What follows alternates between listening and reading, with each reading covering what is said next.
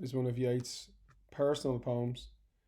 It's a really interesting and nuanced poem. It's got uh, a number of different qualities that make it worth studying.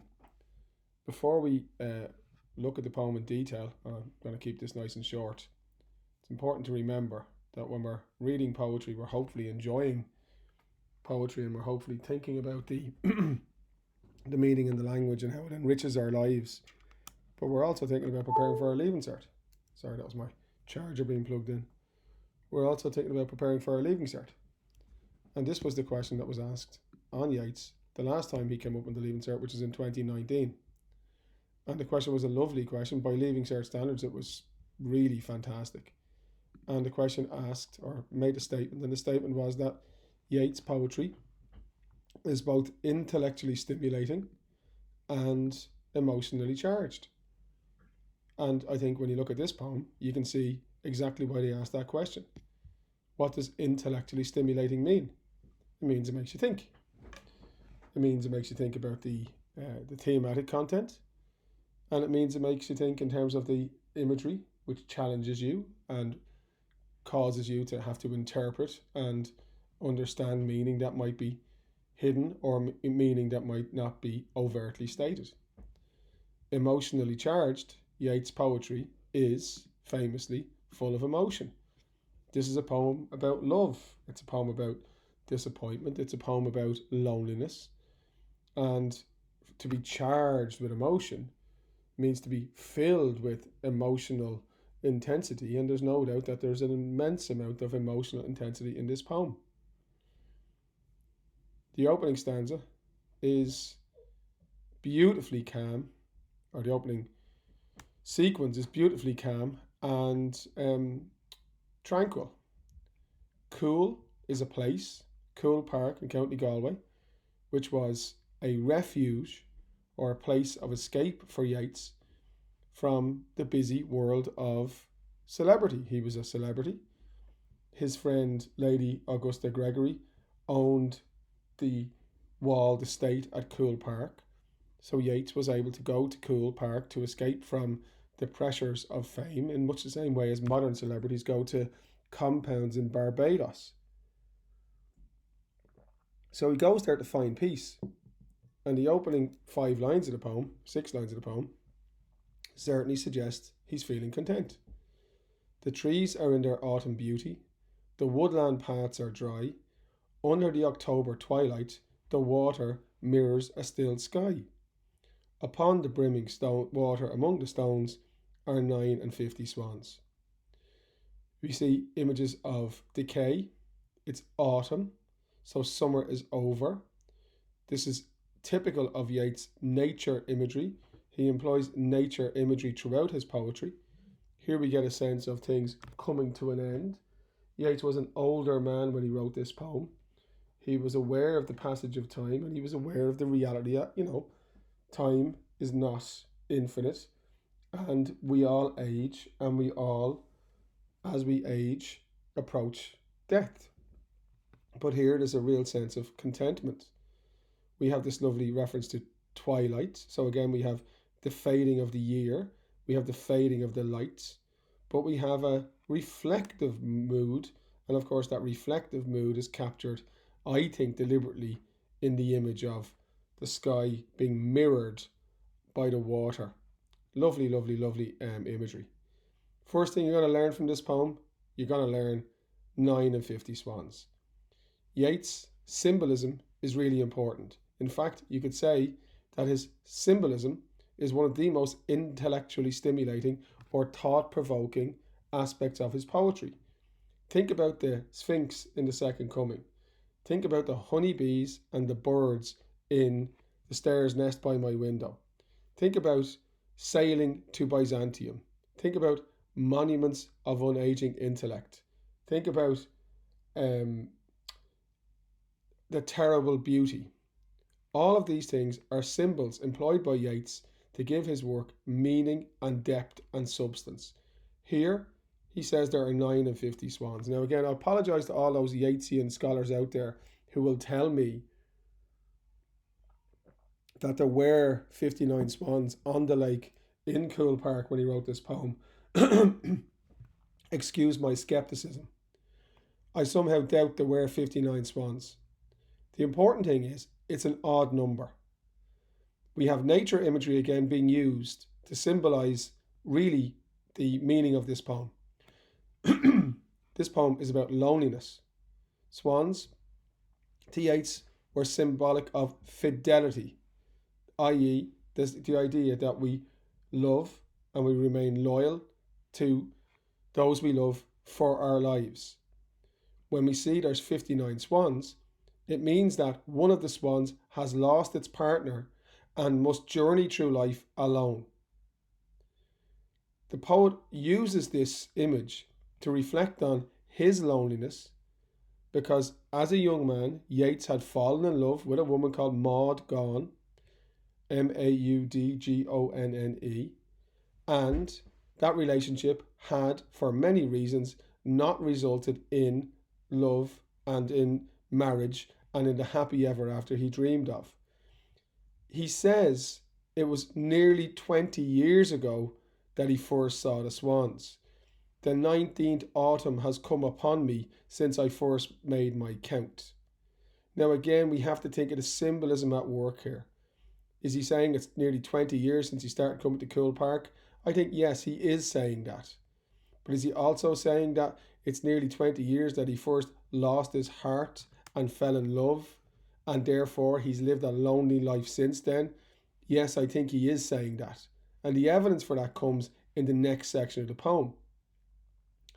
He says when he first saw them, before he had well finished, all suddenly mount and scatter wheeling in great broken rings upon their clamorous, which means noisy, wings. Now, I think that image of noise and chaos and disruption is designed to reflect the change in the mood of the poem.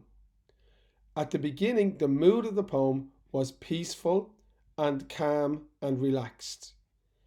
Now, when he starts thinking about the swans and what they symbolize, his mood has become disturbed because he's thinking about something that causes him pain. He's thinking about loneliness. And that's why there's this very noisy, disruptive imagery in the middle section of the poem. He says, looking at the swans, and now my heart is sore. Here we have another feature of Yeats' poetry which I think is remarkable.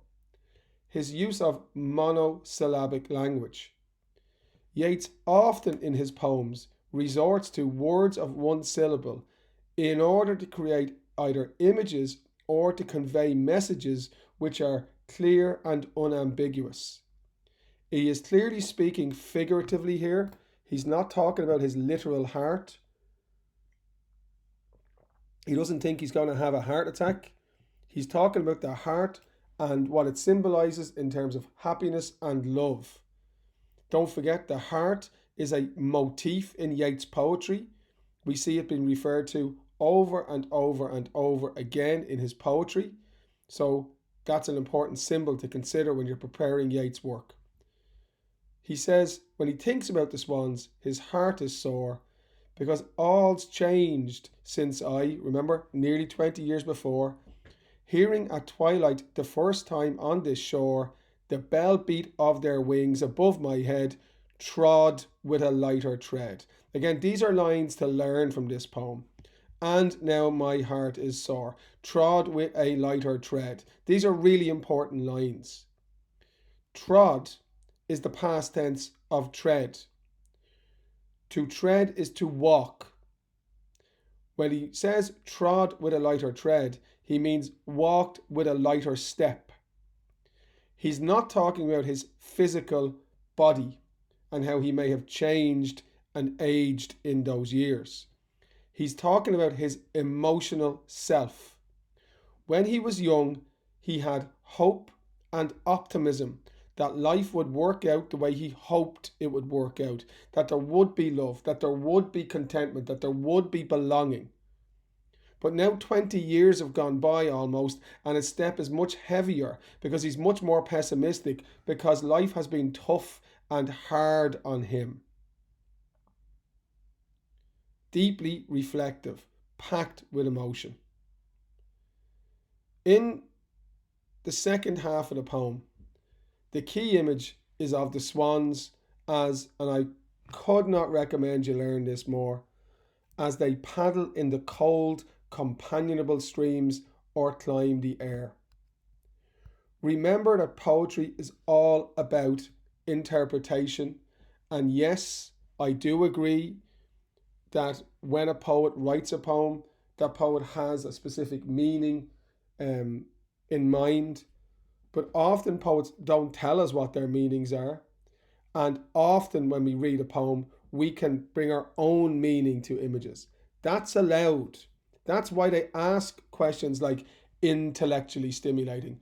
Poetry should make us think. It should challenge us. It should provoke discussion. So when I read paddle in the cold, companionable streams or climb the air, I see a metaphor for a shared life. I see Yeats thinking about the swans together coping with the difficult times in life. That's for me what paddling in the cold streams represents. The hard times in life, the cold times, are easier when you have a companion. Equally, the image of soaring up into the sky, climbing the air, has to be emblematic of the good times, the happy times, the freedom, the joy of contentment. And what is Yeats saying? That when we share those good times with our lovers, with our partners, those good times are better. Just as when we share the bad times with our lovers and our partners, those bad times are not as bad. It's a metaphor for the joy or the contentment of fellowship and of the shared life. The final sequence of the poem, to me, not as interesting as the first and middle sections of the poem. He says, their hearts have not grown old, suggesting by implication that his has. Passion or conquest wander where they will, attend upon them still, but now they drift on the still water. And the last part of this poem, I think, is worth considering, learning, are the words mysterious and beautiful. What are mysterious and beautiful? The swans are. They're beautiful, no doubt. They are stunning, beautiful creatures who stand out in nature as emblematic of nature's capacity to create elegance and beauty. But they're also mysterious because they're wild animals and we can't get to know them. What else is mysterious to Yeats? What else is beautiful to Yeats? Maybe what the swans represent, and that's love. So I think that's why those two words are put out on their own in that line. The poem ends with an awareness of mortality and the approaching end of time, and the awareness that time to find that other person with whom to share his life is running out. Among what rushes will they build? By what lake's edge or pool delight men's eyes when I awake some day to find that they have flown away? A super poem, intellectually stimulating, just a bit. Very thought-provoking, makes you think about universal themes like love, like loneliness, like companionship. Intellectually stimulating, absolutely. The imagery, the nature images, the monosyllabic language, the metaphors, all of these things are really, really thought-provoking. Emotionally charged. It's a poem which is calm. It's a poem which is reflective. But it's a poem which also contains a huge amount of angst, of pain, of sadness. For me, if I was to talk about the emotion evident in this poem, more than anything else, it's pathos. And pathos just means an overwhelming or a notable sense of sadness or melancholy. And that is the Wild Swans at Coole.